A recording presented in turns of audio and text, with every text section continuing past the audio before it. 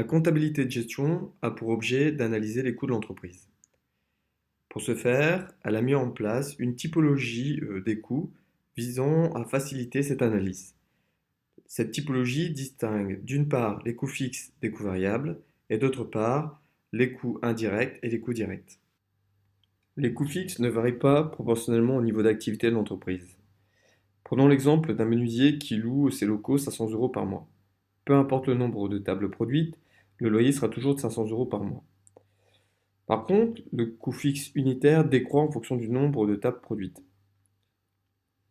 Les coûts variables varient proportionnellement au niveau d'activité de l'entreprise. Gardons l'exemple du menuisier, qui a besoin de 1 mètre carré de bois qui coûte 5 euros. S'il fabrique une table, il en aura donc pour 5 euros. S'il en fabrique deux, il en aura pour 10 euros, et ainsi de suite. Faisons un focus au niveau du coût variable unitaire. Le coût variable unitaire est constant, quelle que soit la quantité de tables produites. Alors, les limites de cette typologie. En réalité, les coûts ne sont pas fixes ou variables par nature. Ça dépend du contexte et de l'entreprise. Deuxième chose, les charges fixes sont fixes par palier. Je m'explique.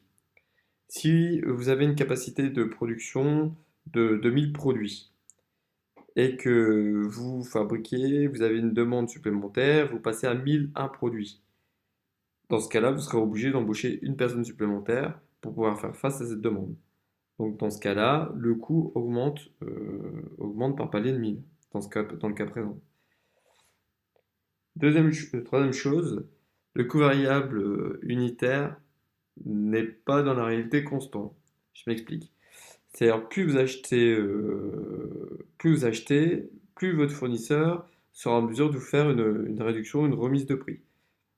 Donc ça dépend vraiment de votre capacité de négociation vis-à-vis du fournisseur et des volumes que vous achetez.